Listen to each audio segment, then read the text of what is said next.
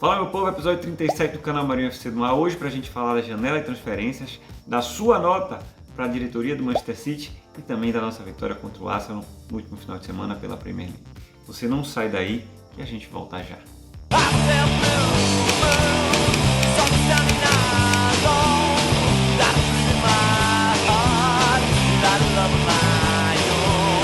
Vamos lá. Bom dia, boa tarde, boa noite, meu povo e minha pova. Sejam todos bem-vindos e bem-vindas a mais um episódio de Marinho FC. Estou aqui com dois times incríveis representados, The Citizens Brasil por JP Melo. Talvez a gente tenha um outro convidado aí da The Citizens Brasil que vai entrar no meio do programa, vai aparecer no meio do programa. E com o nosso grande amigo Enzo Krieger da City Extra PT, que é o cara que nos atualiza aí diariamente com relação a Manchester City. Para começar o programa Birita do dia mais uma vez, só eu que estou aqui biritando. Proibida a venda e o consumo de bebidas alcoólicas para menores de 18 anos, mas estou tomando uma verdinha diferente hoje aqui, experimentando uma cerveja lançamento da Ambev aqui no Brasil, Spaten Munique, uma receita alemã. Boa cerveja. É bom? Talvez não seja a minha verdinha favorita, né? Mas é uma cerveja boa, é uma cerveja legal, tem um amargozinho interessante, então vale a pena experimentar. Saúde. Na bebida de cola misteriosa. Bebida de cola misteriosa. Minha... Enquanto... Diga, Enzão. Eu tô na água, minha fiel escudeira de sempre. É isso aí. Bebam água, por favor. Enquanto chegou aí o nosso convidado, desconhecido esse rapaz aí, sem bigode, eu não o reconheço mais. Boa noite, gente. Desculpa pelo atraso. Às vezes a tecnologia deixa a gente na mão, mas é isso. Vamos aí. Não sei o que vocês já falaram, se você estava falando de alguma coisa de prévia, de introdução, mas tô na aguinha, igual o Enzo. Pronto. Não, você chegou no comecinho, a gente ainda não falou de nada importante, não. Falamos só da birita do dia, demos as boas-vindas. Então vamos entrar de sola no conteúdo do programa essa semana. A gente vai falar ainda dessa gerada janela de transferências aí, né, do fechamento dela, como é que ficaram as coisas, e do jogo do Manchester City do último final de semana contra o Arsenal, né, o passeio 5-0 lá no Etihad. Eu queria iniciar, e aí já vou passar a bola para você, Enzão. Foi o cara que, através do City Extra PT, na verdade contribuindo com eles, acompanhou aí minuto a minuto essa janela maluca, né, que a gente teve. E se fala muita coisa, né, com relação à postura do City, à diretoria.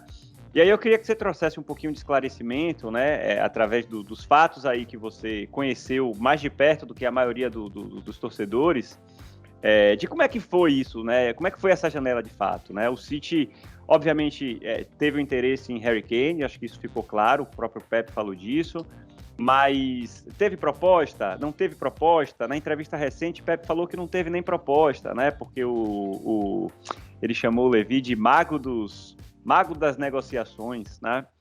Que o Levy não tinha aberto nem a porta para negociarem, então que não houve uma proposta de fato. Então, eu queria esclarecer para o torcedor aqui, né, até que ponto o City se interessou em Kane, teve proposta, não teve, e a mesma coisa com relação a Cristiano Ronaldo, né, que foram esses últimos dias aí mais tensos, ele acabou indo para o United, e a gente ouve muita coisa diferente. Então, eu queria que você, como um cara que esteve mais perto disso, trouxesse um pouco de como foi, de fato, né, o Manchester City nessa janela.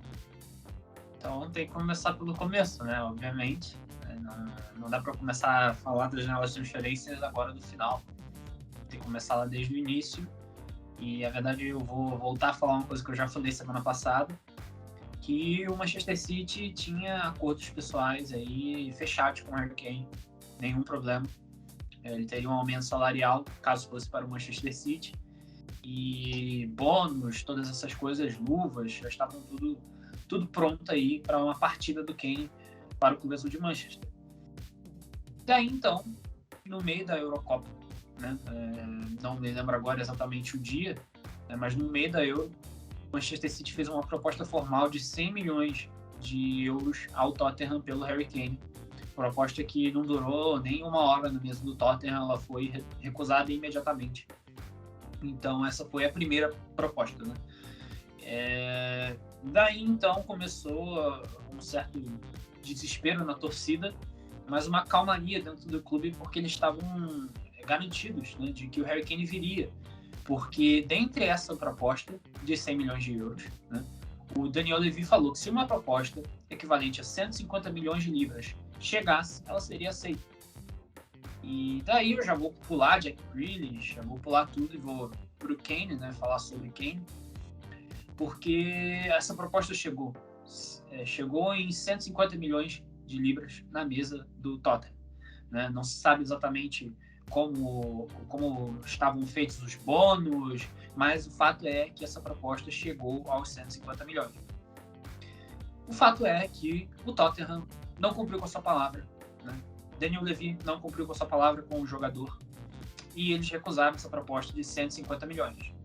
Houveram também rumores antes, né, dessa proposta oficial de conversas do City com o Daniel Levy sobre uma proposta de 125 milhões de libras, mais um jogador, Bernardo Silva, Gabriel Jesus ou Aymeric Laporte. O Tottenham não teve nenhum interesse. Eu acho que seria uma troca até mais benéfica para o Tottenham do que diretamente 150 milhões. Mas o fato é que essa proposta chegou na mão do Tottenham. O Tottenham disse não. Então, muita gente culpa o Manchester City, né? Muita gente culpa erroneamente o Manchester City pelo caso Harry Kane. Mas a verdade é que teve sim proposta. Uma proposta que correspondia às exigências do Tottenham, né? Mas os Spurs, eu não tenho o que falar, né? São um dos clubes mais traiçoeiros do mundo para se negociar jogadores. E acabaram sendo traiçoeiros nesse motivo, porque o Daniel Levy falou do City na primeira proposta que aceitaria os 150 milhões. Na segunda proposta, exatamente de 150 milhões, falou que só aceitaria 200 milhões. E daí o Harry Kane soltou aquela nota de que ficaria no Tottenham, enfim, acabou com toda a novela. Então, você fala com muita propriedade, né, com relação a essas propostas. Você se sente à vontade, de fato, para cravar isso? Isso aconteceu, de fato? Eu pergunto porque muita gente que está ouvindo a gente lá do outro lado assistindo pode estar pensando, mas como é que esse cara conhece esses fatos tão profundamente, né? Então, você se sente confortável para cravar? Isso, de fato, aconteceu, é a sua palavra. Os 150 milhões e os 100 milhões e as conversas não oficiais de 125 milhões mais um jogador aconteceram sim. Tanto que se você for ver aí não só o City Extra como um portal de notícias do Manchester City em português e em inglês, mas como também aí jornalistas como o Jason Bird do Telegraph, Fabrizio Romano, Sam Lee, todos esses jornalistas confirmaram sim que houveram essas propostas e essas conversas aí entre City e Tottenham sobre Harry Kane. Então, o problema não era entre City e Kane, o problema era entre City e Tottenham. E acabou que o problema foi o Tottenham e não a diretoria do Manchester City, como muita gente fala que é incompetente. Incompetente é um clube que não corresponde com essa palavra, na minha opinião. Não, perfeito.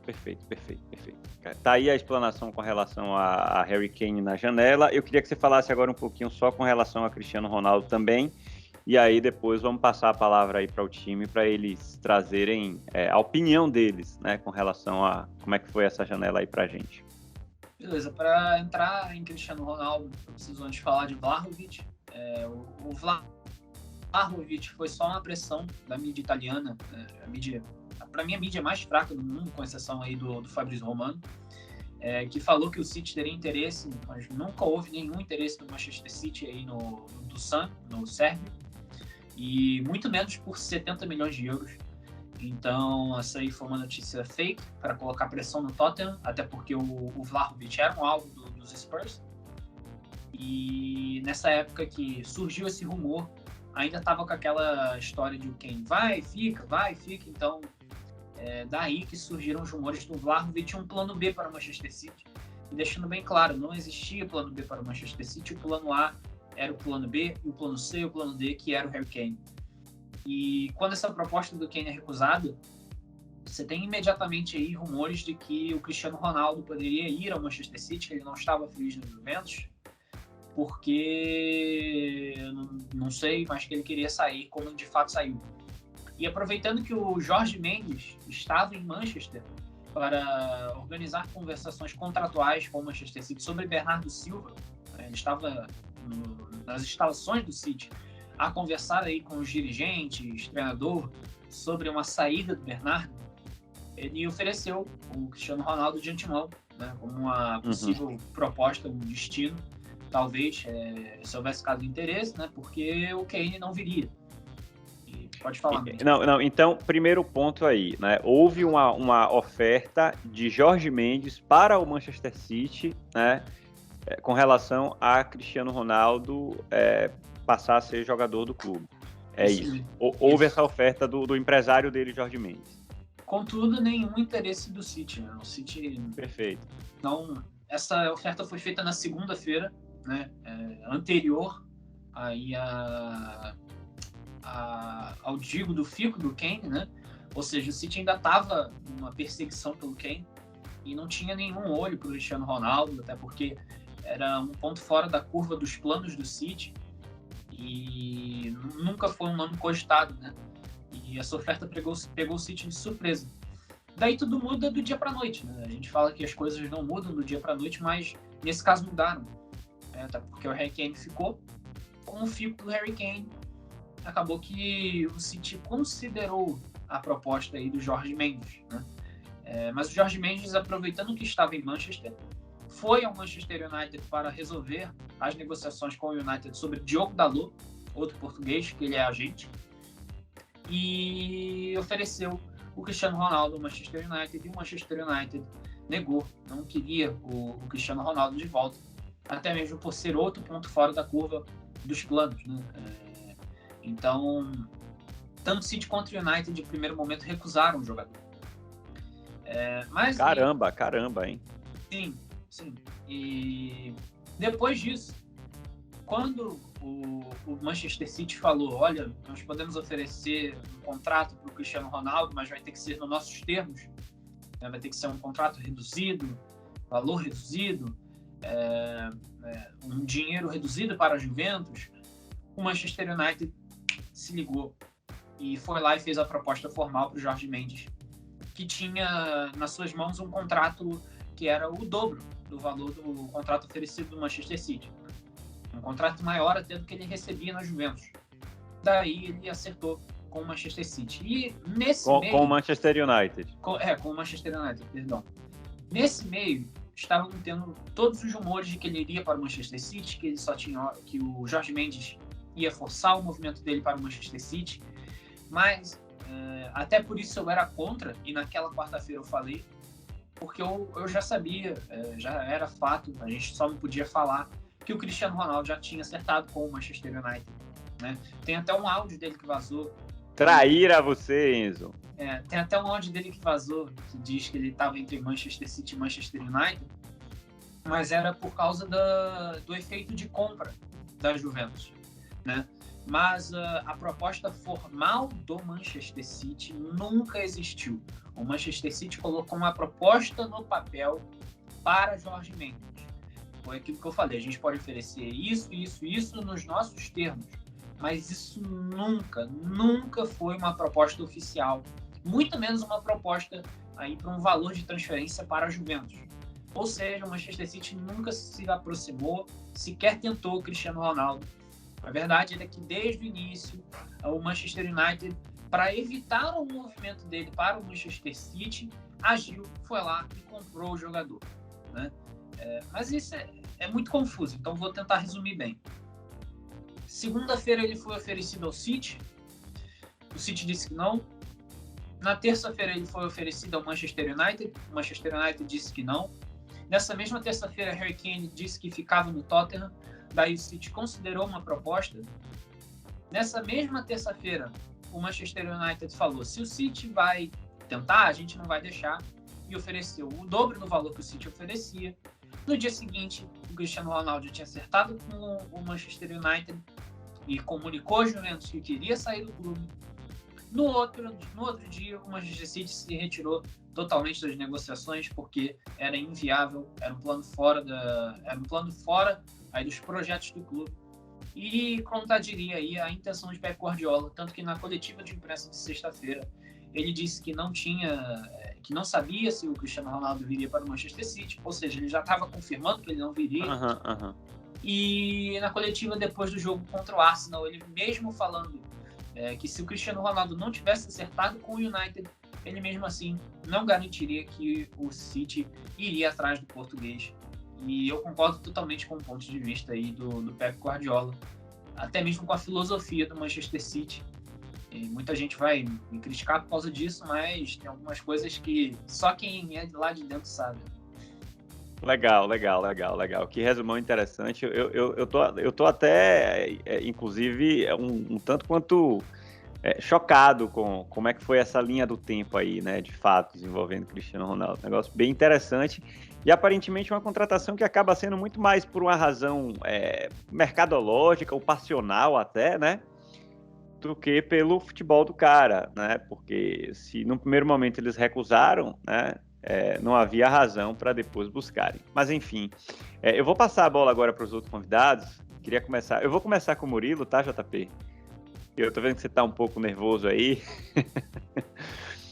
Então, queria que você falasse um pouquinho aí, de forma breve, tá? Do que você achou da janela em linhas gerais? Enfim, seu sentimento. Eu acho que a grande movimentação dessa janela do City, além do Grealish, que a gente conseguiu contratar, que foi uma grande contratação, e a gente vai falar do jogo do Arsenal mais pra frente, que acho mais uma boa atuação dele, que vai se construindo como a solução para o lado esquerdo do ataque do City. O Kane, o Enzo já falou, esse que é o problema que a gente tem no City, pelo menos nessa janela. Ele era a opção A, ele era a opção B, ele era a opção C e ele era a opção D. Chega a um ponto que a gente precisava do centroavante e a gente ficou muito refém do Levi e do Tottenham, porque o Kane ele queria jogar no City.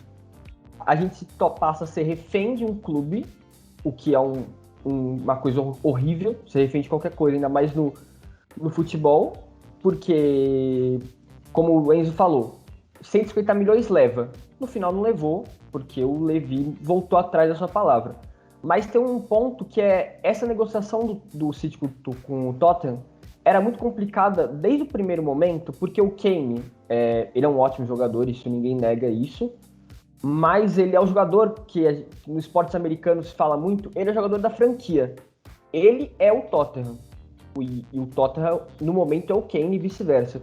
Seria muito difícil o Levi largar a mão de um jogador que traz mídia, que traz fãs para o time, que gera dinheiro além do futebol, porque o Tottenham não conquista títulos. O Kane ele traz uma visibilidade maior para o clube e é um pouco ridículo falar isso, mas por apenas 150 milhões. Porque na conversão direta daria mais de 1 bilhão de reais.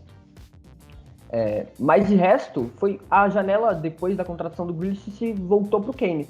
O Vlahovic, o Enzo já falou, foi um delírio da mídia, não houve nada concreto. E o CR7, você falou muito bem, Marinho, não era uma questão técnica igual o Kane. O Kane seria uma solução muito importante para frente do City, mas o CR7 seria uma questão muito mercadológica, para atrair mais mídia para o clube, depois para fazer frente com o PSG que demoliu a janela de transferências nesse verão. Perfeito. Muito bem, Mu. Legal. JP, é com você agora. Ai, cara.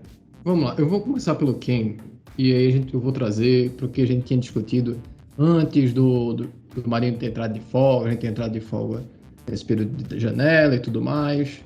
Eu não queria o Kane no Manchester City. Porque, você para analisar essa novela toda que o City se colocou. Depois você reclama quando eu te chamo de Mauro César. Mas vamos lá. Mas o pior de tudo é dizer que eu avisei. Esse é o pior de tudo. Esse momento todo que o City se colocou, como o Murilo falou, se colocou refém do Tottenham, foi o próprio Manchester City que fez isso. O Manchester City se colocou nessa posição. Ficou refém e ficou preso a um jogador. Eu nem falo do Grealish. O Grealish chegou e pagou a multa rescisória. A multa rescisória dele era de 100 milhões, a gente pagou a multa e negociou direto com o jogador. Pronto, vamos resolvido. O Grealish ali, tranquilo. Mas o Kane não é um jogador que possuía uma multa rescisória. Ah, mas o Levi mentiu. Bem-vindo ao futebol, amigo. Bem-vindo ao futebol. Normalmente é assim que as coisas são feitas. E aí a gente ficou refém, só tinha essa opção A, B, C, D, é o Kane. Arrastamos numa novela sem fim, prejudica a imagem do clube. Isso dentro do próprio clube é algo que tem que ser visto, porque para muitos pode também atrapalhar dentro essa novela toda, esse puxão.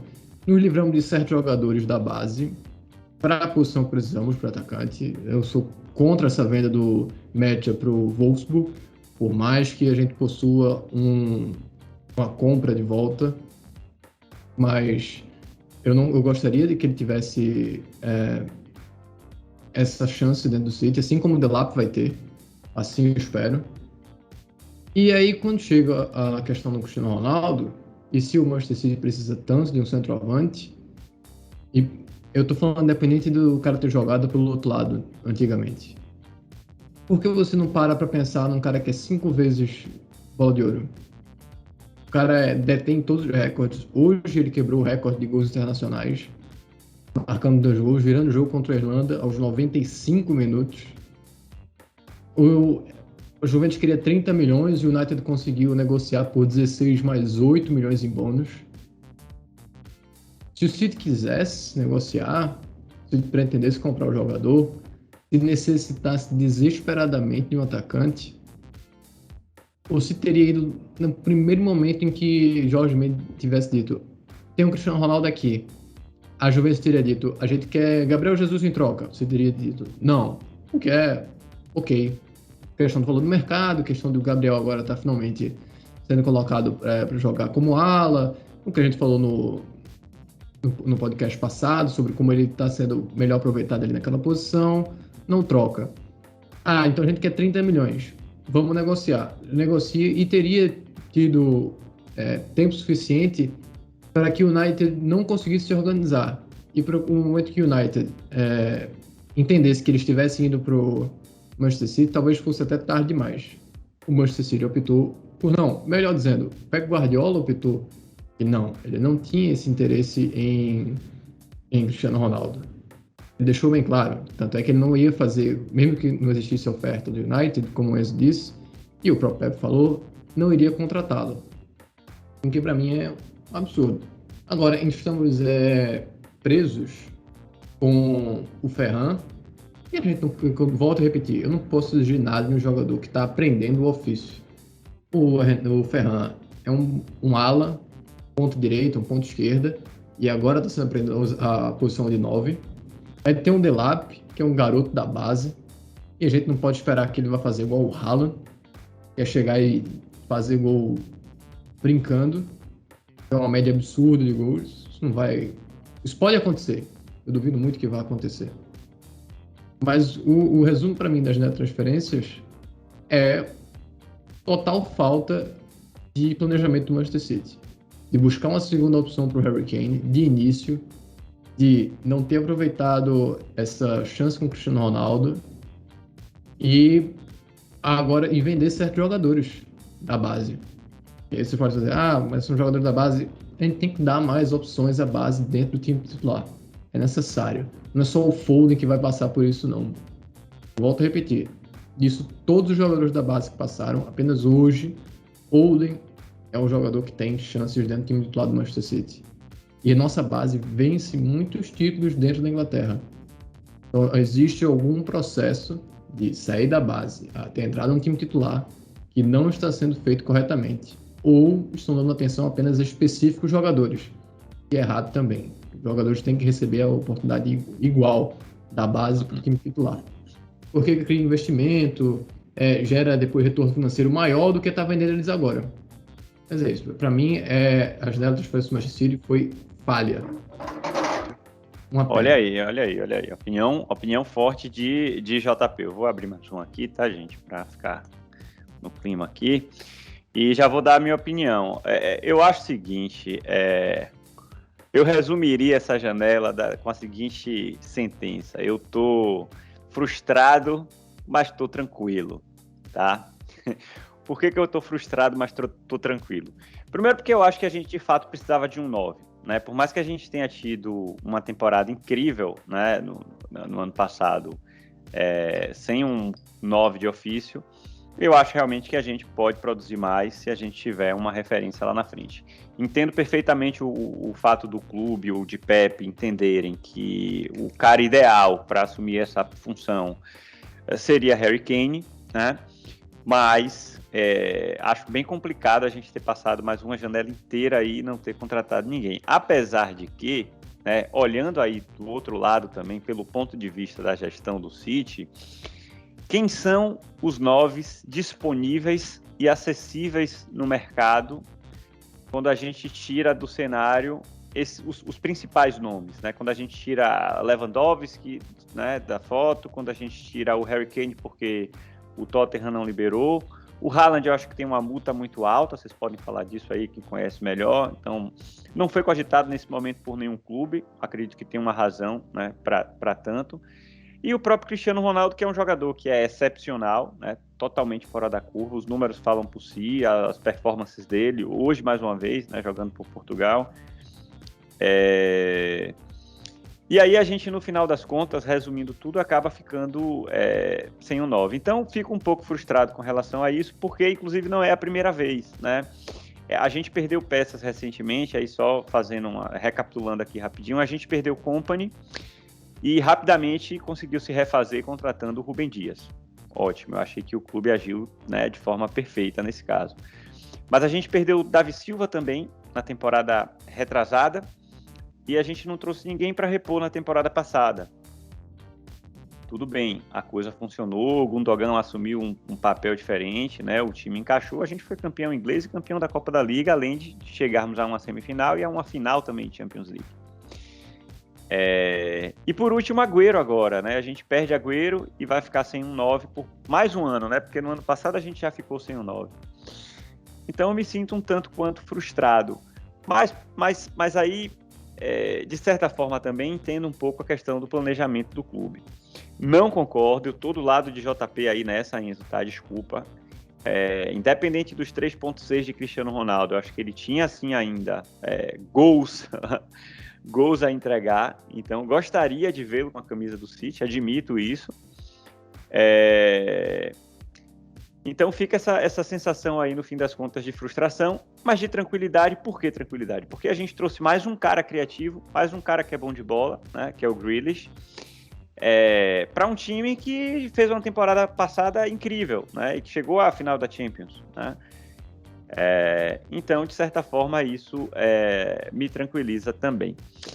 Não sei se vocês querem falar mais alguma coisa com relação a isso, mas eu queria fazer uma perguntinha rápida, tá, gente? Porque senão a gente vai estourar no tempo de novo e eu preciso controlar vocês aqui, somos 4. Papum, assim, 30 segundos de resposta, tá? Eu sei que a gente está nesse calor de emoção ainda falando de janela, então eu queria pedir o exercício de analisar de uma maneira mais ampla, né, e olhando mais para essa última década, né? Que nota vocês dariam para a diretoria do Manchester City? E estou perguntando isso porque a gente está nos grupos de WhatsApp aí, enfim, a comunidade do Manchester City aqui no Brasil, e eu tenho visto muita gente, mas muita gente criticando. Eu particularmente não concordo tanto com essas críticas, mas já que estamos aqui no debate, eu queria ouvir a opinião de vocês com relação a isso. Uma nota de 0 a 10, né?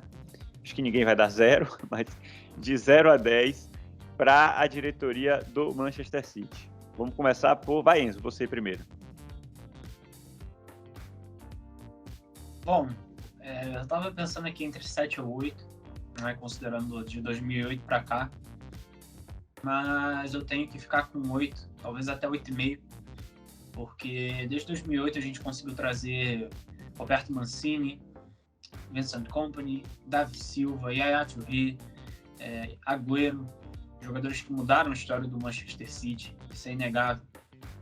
Kevin De Bruyne, Rúben Dias, muitos jogadores muito bons. Sané, teve muitos acertos. Então, assim, Carlos Tevez. Eu não consigo dar uma nota baixa para a diretoria do Manchester City por causa de uma janela que, na minha opinião, nem ruim foi. A gente conseguiu segurar Bernardo Silva, Emerick Laporte e Gabriel Jesus ainda. Então, minha nota é 8 e eu poderia ter dado uma nota ainda maior. Boa. Vai, JP. Eu vou acompanhar o Enzo nessa e também dar uma nota 8 para o Manchester City. É o que foi dito. Os jogadores que ele trouxe no passado só foram importantes, os técnicos, eu não posso negar isso. Agora, as últimas janelas de transferência do Manchester City vêm pesando contra. E o que eu falei anteriormente, de uma relativa falta de planejamento e de segundas e terceiras opções para peças que o time precisa. Se é a opção de Guardiola ou não, são outros 500 e eu não posso chegar e dizer é a opção de Guardiola isso aqui. Aparenta ser. Mas eu daria nota 8 por investimento de infraestrutura, na comunidade em volta do City. E isso é importante, a gente sabe quanto isso é importante. O nosso clube, eu falo isso aqui no Brasil, ter a interação com a torcida. Então vai ser a mesma coisa aqui no Brasil e lá. Muito importante o clube estar interagindo com a torcida local, para se sentirem abraçados, porque o City vai se tornando esse clube global e às vezes é muito comum perder esse contato com quem fez o clube desde o início. Eu dou uma nota 8 para a atual gestão do Manchester City. Boa. Vai, Mu. Vou repetir o que os meus amigos já falaram, é nota 8 para mim, porque tirando o ponto fora da curva, que foi a janela quando o Guardiola chegou, que vem o Mendy, que vem o Walker, que é uma janela que a gente cometeu alguns excessos na questão monetária e financeira, o City nunca faz grandes excessos, comete grandes excessos na forma como contrata os jogadores, na questão do preço a se pagar, e preserva, conta com a manutenção das suas grandes peças. Essa janela, além da contratação do Grealish, foi muito importante para renovar com o Rúben Dias, para renovar com o Stones, para renovar com o Ederson, que são os pilares da defesa. E muito além disso, o João já falou, o crescimento do clube num cenário global foi muito importante nessa última década. O City passou de um primo pobre do United para ser o dono da cidade, o que é muito importante, e na próxima década a tendência é seguir com esse planejamento que é de anos a fio. Boa. Eu vou seguir os relatores aí, vou ficar no 8 também. Vocês falaram de coisas importantes aí. JP trouxe a questão da academia, né, da base, da comunidade e tudo mais. E a gente precisa falar também dos resultados, né, gente? É uma década extremamente vitoriosa, né? Isso também não pode ser deixado de lado. Se o clube só fizesse a parte de infraestrutura e não estivesse vencendo, né, seria mais complicado até a gente defender. Mas eu vou ficar nesse 8 e eu acho que a gente vai apanhar muito, viu, minha gente? Mas a gente vai apanhar muito de muita gente aí que acha que é nota 2, que é nota 3 e que tem que sair amanhã e que Pepe tem que ir embora depois de 2023 de qualquer jeito, enfim. Eu vou ficar nessa nota 8 aí também. E para finalizar esse papo ainda de janela, teve um ouvinte da gente, um espectador, olha só, a gente tá ficando conhecido, hein? Mário da Paz, um abraço aí, Mário. Ele mandou uma mensagem para mim no privado, ele tá no grupo lá da The Citizens, e ele falou, pô, Marinho, faz com a turma lá uma análise de como é que fica o City, né, em relação aos adversários, e aí eu selecionei aqui os ingleses, tá, que são os principais, para essa temporada. Então, eu vou passar rapidinho aqui pelas contratações mais importantes, né, dos clubes do Big Six. E aí depois a gente fala rapidamente só de como é que a gente acha que o City fica posicionado aí nessa história. O Chelsea trouxe Lukaku e no último minuto trouxe Saúl também, né, que eu acho que é um jogador interessante ali para o meio campo. Bom jogador. O United foi o clube que fez, acho que, a janela mais caprichada, digamos assim, né? Trouxe Varane para a defesa, precisavam de um outro zagueiro bom ali para jogar com o Maguire. Trouxeram Sancho, que também é um cara bom de bola, né? E por fim, Cristiano Ronaldo, que é um goleador, né? E, enfim, tem todo o peso do nome, da história e tudo mais. O Liverpool teve uma janela bem discreta, né? Eu acho que só trouxeram, salvo engano, o Konaté, que é um zagueiro. E o Tottenham também trouxe alguns nomes, mas o principal deles foi Christian Romero, que também é zagueiro. Então eu vou passar rapidinho, vou começar por você agora, JP. para falar como é que você acha que fica o City diante dos adversários aí que se reforçaram, né? Principalmente Chelsea e United. O Chelsea já vinha bem, né? E o United, principalmente, aparentemente agora conseguiu formar um elenco interessante para brigar, né? O que é que você acha? Se fôssemos pegar um gráfico ao longo do tempo, em que você posiciona os clubes de acordo com o potencial de elenco, mesmo com a contratação do Grealish, eu diria que o City ficou estável, estático, na mesma posição do ano passado. Enquanto vemos times como o Chelsea, como o United se aproximarem muito deles. Pô, o Chelsea trazer o Lukaku de volta, o Lukaku agora com o nome lá em cima pelo que fez pela Inter, o United trazer Cristiano Ronaldo, Varane, que apesar de algumas críticas continua sendo um bom zagueiro. O Chelsea trouxe Saúl, e Saúl em teoria nem titular deve ser. Chelsea começa a ter algo que a gente sempre falou que é um ótimo do Manchester City, que é elenco para rodar. Saúl é sendo um jogador pro Jorginho, descansar o Jorginho e colocar o Saúl ali. É bom pro Chelsea isso. Perdeu o Zouma e não conseguiu substituir com o Koundé, mas aí já são outros 500. O Liverpool trouxe o Konaté, agora é provável que seja a dupla que o Virgil van Dijk necessitava dentro do time do Liverpool. E o time do Liverpool nós já sabemos que é um time de alto nível. O Tottenham trouxe o Romero, que foi eleito um dos melhores zagueiros do último campeonato italiano, mas talvez tenha faltado o que o Kane tanto exigiu, que é esse time mais forte. O Tottenham continua sendo Kane, Son e mais 9. Agora o Romero talvez comece a ajudar defensivamente o time. E estou sendo até um pouco ofensivo com o Norris, mas às vezes ele falha, paciência. E o Arsenal, que em breve vai ser assunto aqui, por causa do jogo, foi o time que mais investiu nessa janela de transferência. E cara, eu vou só falando rapidamente do jogo. Quem viu o segundo tempo do City Arsenal, foi algo terrível. Terrível. Tudo bem, o Arsenal tá com um a menos. O menos era depois daquele 2-0 e você não sentia, você não via um time tentando, até quando tinha bola, parecia perdido. Eu sinto pena de alguns jogadores que estão ali dentro. O Aubameyang, o Laka, o Odegaard que chegou novamente. O próprio Leno, que é um bom goleiro. Pena dele estar num clube como o Arsenal agora. E vai ladeira abaixo dentro da Premier League.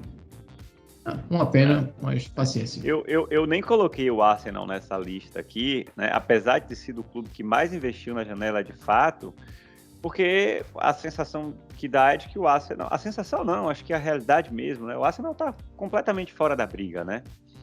Muito difícil a gente falar em Arsenal, sei lá, entre os 6 primeiros colocados, entre os 8 primeiros colocados. E tem outros times aí correndo por fora também. Bom ponto, João. E a gente vai falar mais do Arsenal no momento do jogo. Vou passar então agora para você, Mu, para falar um pouquinho aí da janela. Bem rapidinho, tá? Vamos lá. Eu vou ficar aqui cronometrando esse negócio. Não, a janela do City não foi das piores na questão, porque não tinha tantas eficiências além da questão da centroavância.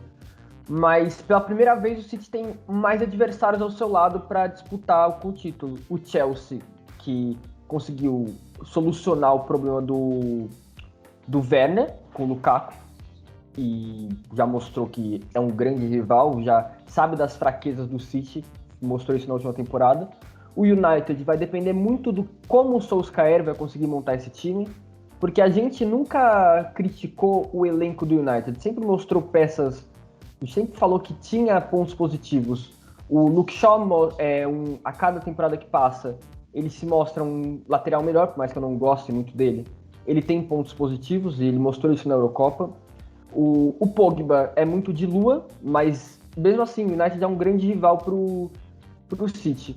O Tottenham, não sei o que quer da vida, porque o Tottenham não contrata, e o Kane, foi o que o JP falou, o Kane critica muito isso, precisam de mais peças ao redor dele, um time montado a favor dele, fica muito Kane e Son contra o mundo.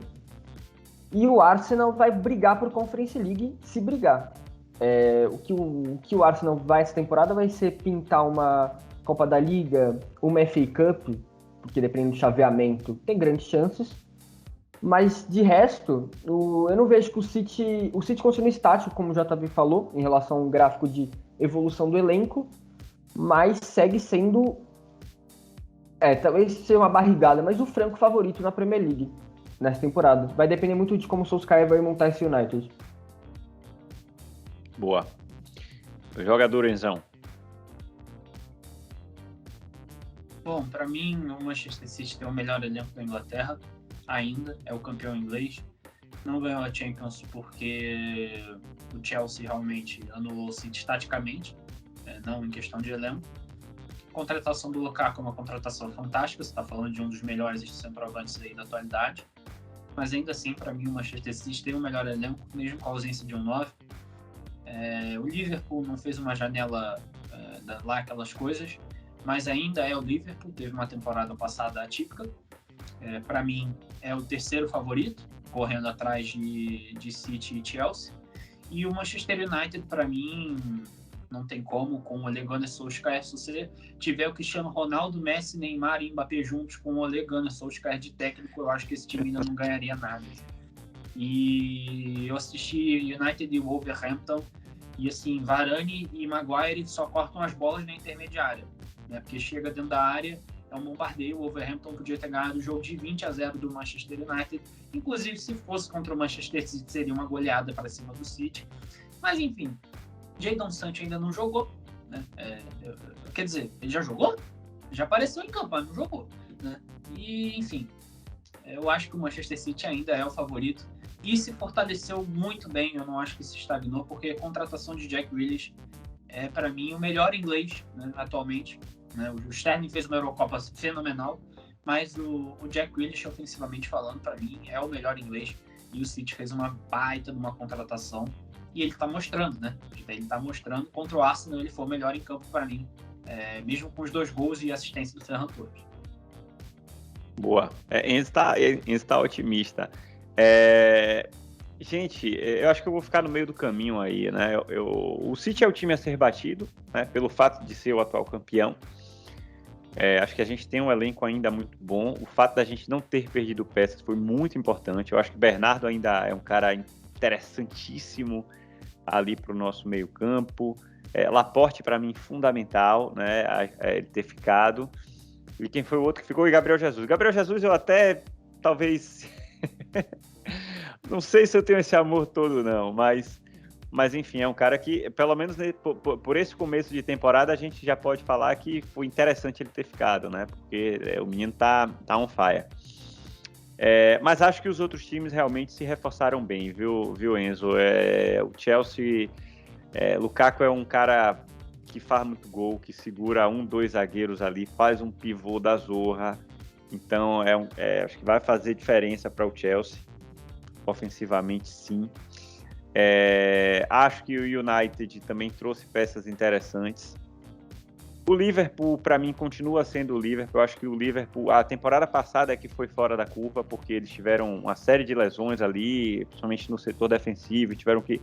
Klopp precisou mexer no time todo, né? Precisou trazer Fabinho para a zaga, Henderson para a zaga em alguns jogos. Então, foi uma sequência de problemas ali que interferiu muito no ano do Liverpool.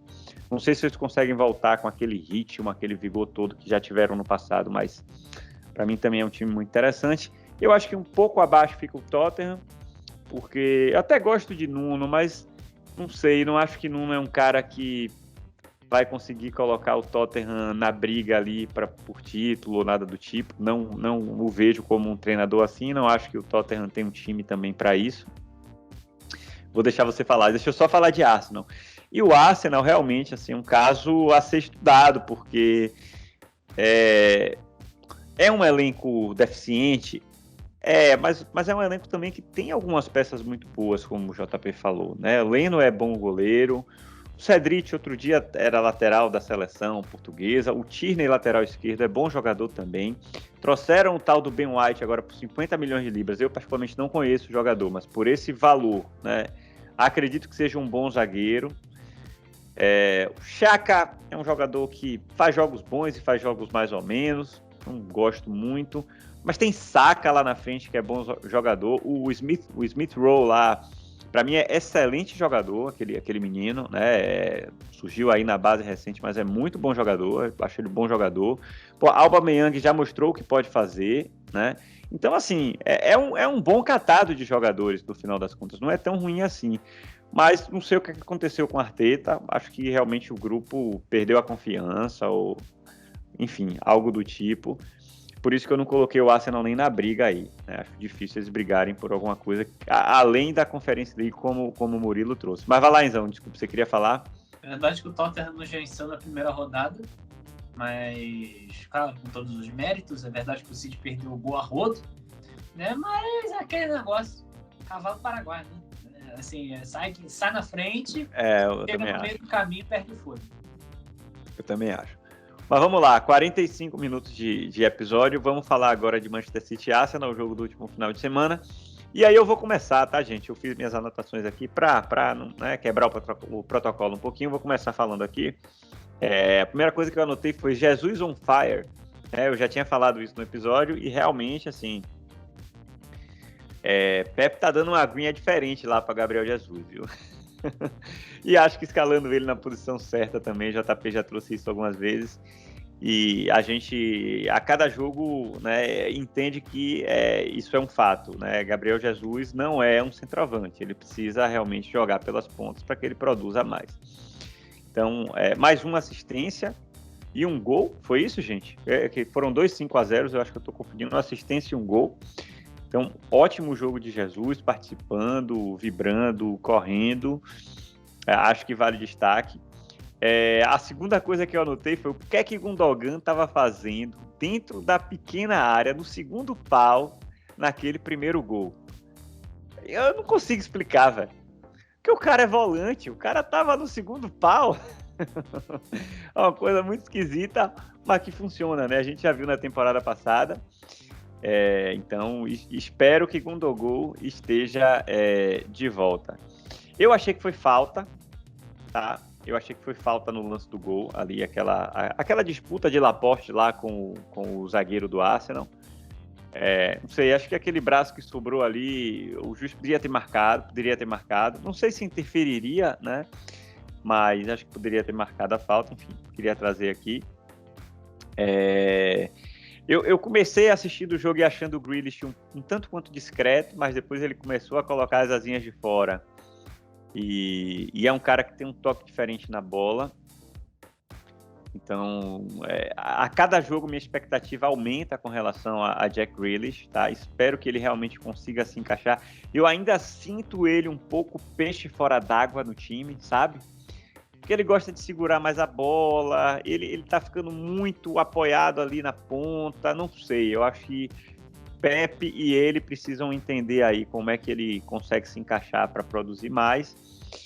E aí, velho, depois daquela expulsão para finalizar, né, o City controlou o jogo com muita tranquilidade e o segundo tempo foi um treino, né, assim, foi um passeio, foi realmente como o JP falou. Num dado momento do jogo a gente tinha 91% de posse de bola, né? Então, um negócio assim bem tranquilo para a gente, né, felizmente, mas triste quando a gente olha para o Arsenal como rival, né? É uma situação bem complicada. Mas enfim, o meu resumo do jogo foi esse. Eu vou agora começar com você, Enzão, falando aí das suas impressões. Bom, como eu falei, o Jack Grealish ele foi, para mim, o melhor em campo. Ele não apareceu muito nos primeiros minutos, quando o City faz 2-0, mas ele foi o jogador que mais criou chance no jogo. Partiu para cima, controlando a bola. Parece que o domínio dele, sei lá, parece que ele tá dominando uma bola de papel, porque a bola parece leve no pé dele. Ele é rápido, ele é ágil, então tá me encantando. Deu uma assistência fenomenal pro Gabriel Jesus, que jogou muito bem. Gabriel Jesus, na ponta, parece que se achou, principalmente na ponta direita. Ele jogou na ponta esquerda aí nos minutos finais contra o Norwich, em outra goleada. O gol de Gundogan, realmente não dá para explicar o que o Gundogan estava fazendo dentro da área. É o Gundogan, né? Gundogan. O segundo gol, uma falha total da defesa do Arsenal. Chambers e Holding, nossa senhora, que zaga é essa, hein? É difícil de falar, mas difícil de ser realmente... É para exigir o teu time de golear numa zaga dessa. A Laporte cometeu a falta, mas falta não interferiria no placar do jogo, porque o Arsenal não jogou. Com a expulsão do Xhaka só facilitou para o City, que fez 5-0 depois sem se esforçar. O grande destaque vai para a nova estatística da Premier League, que é a probabilidade de vitória. Com 20 minutos de jogo, a probabilidade de vitória do Arsenal era de 1% e a do Manchester City de 94%. Então, assim, não tem muito o que falar. Uma vitória esperada pelos minutos iniciais. Um jogo que o Rodri jogou muito bem. Acho que o time estava muito lerdo, mas o Rodri jogou demais. O Grealish também foram dois jogadores famosos. E confio no Ferran Torres. Legal. Então, o Rodri é um jogador que muitas vezes a gente não vê, né, Enzo? Ele não aparece tanto, talvez, assim, para o grande público, mas é um cara que faz um papel importante. Legal, bem gostei da lembrança aí com relação a Rodri. Mas vamos lá, vamos passar a bola para Mumu. Vai, Mumu. Eu queria começar com o terceiro gol, que eu acho que para mim é um reflexo do que foi a partida. O Grealish, ele puxa pela ponta esquerda e ele conduz muito bem a bola, que é o que ele faz, é a função dele nesse time. Apesar de que você falou, Marinho, que ele segura muito a bola, eu acho que às vezes é preciso um jogador que cadencie um pouco mais o jogo. Eu também acho. Ele cadencia um pouco mais o jogo, a gente vai ter que ver como que o Guardiola vai conseguir harmonizar isso no esquema tático, mas por enquanto está indo muito bem. Ele encontra livre o Jesus na pequena área, sem o Arsenal conseguir marcar o principal jogador que estava no momento na área. Essa bagunça que é o Arsenal só conseguiu fazer frente, com muitas aspas, por 10 minutos depois do segundo gol do City, que é quando o Arsenal começa a adiantar um pouco mais as linhas para marcar a saída de bola do City, que o Ederson erra umas 3 passes, mas muito... Essa é a reação do Enzo, porque, se não me engano, foi o João Hugo que ele comentou isso no Twitter dele, que a principal chance do Arsenal até os 20 minutos foi uma bola que o Ederson acerta o camisa 10 do Arsenal, que me fugiu o nome agora da lembrança, que ele acerta e quase entra a bola. Smith Rowe, isso, valeu. Mas, de resto, a expulsão do Xhaka, que eu não acho ele tão bom assim, como a mídia muito pinta. Eu acho que ele tem... Sei lá, ele é um jogador um pouco confuso. Ele é igual ao Pogba, meio de lua. E a trajetória dele no Arsenal mostra isso, de capitão a um jogador questionado. Não teve frente. Se você vê a estatística do jogo, e as estatísticas não refletem fielmente tudo que é a partida. Mas 25 finalizações do City, uma do Arsenal, nenhuma no gol. Foi uma partida gigante do City, e eu quero só para encerrar falar do Rodri, porque pouco se fala dele, da atuação, de como ele é porque um jogador volante poucas vezes aparece na primeira capa do jornal, mas ele é um jogador que é muito bom para controlar o meio de campo do City, e é uma coisa que faltou muito na final da Champions do Chelsea. Boa. Vai, JP! O Marinho tem falado sobre os 91% de posse, que foi no segundo tempo, em que o segundo tempo o Arsenal não chuta gol, e o segundo tempo acabou com 12% de posse de bola pro Arsenal. 12%. Cara, isso é absurdo. E se eu não me engano, foram apenas 42 passes completados no segundo tempo para a equipe do Arsenal, contra 400 do Manchester City. 10 vezes mais, praticamente. É absurdo no futebol profissional, você vê. E o Arsenal realmente estava acuado. O Arsenal estava tentando não tomar gol do Manchester City no segundo tempo. Foi esse o principal objetivo no segundo tempo. E ainda assim tomou 2 gols.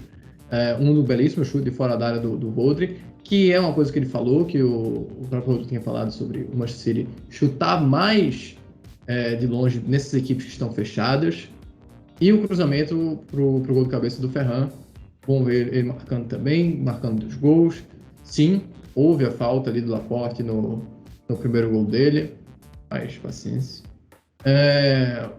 A questão da zaga do Arsenal, que eu acho que a gente tem que mais falar do de tantas falhas, erros e fraquezas do Arsenal do que pro Manchester City nesse jogo.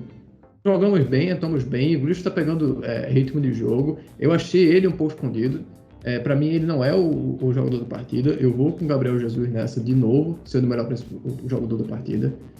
E o Jesus jogando na ala maravilha. Eu acho que o oficial foi Ferran, né? O do City. Se eu não me engano, foi. Foi Ferran. Porque foram 2 gols e uma assistência para Ferran, né? Você tá aprendendo ali o ofício. Bom. E, cara, o Enzo falou, você tem uma zaga, um trio de zaga. Kolasinac, que é lateral, tá improvisado de zagueiro. Chambers e Holding. Horrível essa. O Leno sofre ali. E a gente aproveita. Isso é bom que a gente aproveita. O Murilo falou sobre o Xhaka ser um jogador de lua como Pogba. Pô, me desculpe, a lua do Xhaka sempre é lua nova. O bicho é ruim. O bicho é ruim. Que isso? Pô, vocês viram o carrinho que ele deu no Cancelo? 20 e poucos minutos de jogo. Totalmente desnecessário.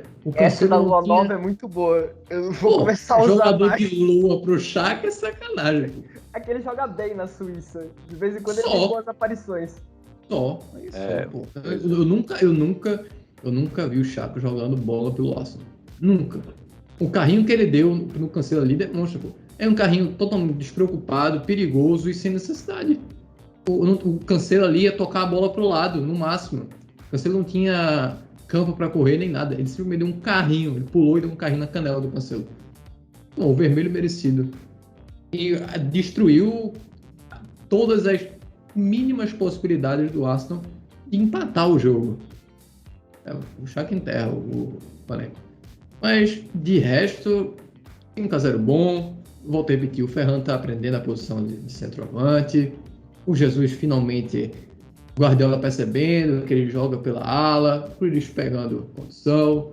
O Odri, apesar de ser esse jogador pouco falado, atuou bem. E perceba que a gente então falou da zaga, né?